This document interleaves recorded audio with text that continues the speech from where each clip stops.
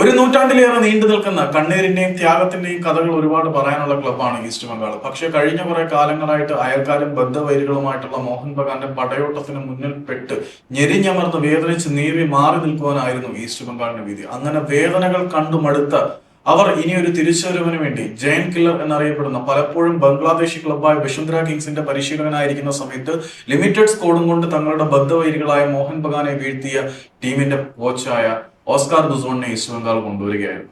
ബുസോൺ Indian മണ്ണിലേക്ക് വന്നപ്പോൾ അത്ര തിളക്കമുള്ള പ്രകടനം ഒന്നും അല്ലായിരുന്നു കാഴ്ചവെച്ചത്. അതുകൊണ്ട് തന്നെ ഓസ്കാർ ബുസോണിന്റെ തന്ത്രങ്ങളിലെ മൂർച്ചയെ ഈസ്റ്റ് ബംഗാളിലെ ആരാധകർ പോലും സംശയിച്ചു എന്നുള്ളത് സത്യമാണ്. പക്ഷേ കാലം അവർക്കായി കരുതി വെച്ചത് പതിറ്റാണ്ടുകളുടെ കാത്തിരിപ്പിന് ശേഷം ഒരു കിരീട നേട്ടമായിരുന്നു. നീണ്ട 22 വർഷത്തെ കാത്തിരിപ്പിന് ശേഷം അവർ ഇന്ത്യയിൽ ഒരു ടോപ്പ് ഡിവിഷൻ ലീഗ് കിരീടം ചൂടുന്ന കാഴ്ച നമ്മൾ കണ്ടു.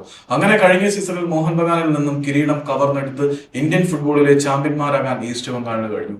അങ്ങനെ വസുന്ധര കിങ്സിൽ നിന്നും ഈസ്റ്റ് ബംഗാളിലേക്ക് വന്ന ഓസ്കാർ ബുസോൺ തന്റെ വരവിന്റെ ഉദ്ദേശം പൂർത്തിയാക്കിയ ഉടനെ അദ്ദേഹം ഈസ്റ്റ് ബംഗാൾ വിട്ട് മടങ്ങും എന്ന തരത്തിൽ വ്യാപകമായിട്ടുള്ള റിപ്പോർട്ടുകൾ ഉണ്ടായിരുന്നെങ്കിൽ പോലും ഇപ്പോൾ ഒടുവിൽ പുറത്തേക്ക് വന്ന റിപ്പോർട്ട് അനുസരിച്ച് അദ്ദേഹം ഈസ്റ്റ് ബംഗാളിനോടൊപ്പം തന്നെ തുടരാനാണ് തീരുമാനിച്ചിരിക്കുന്നത്.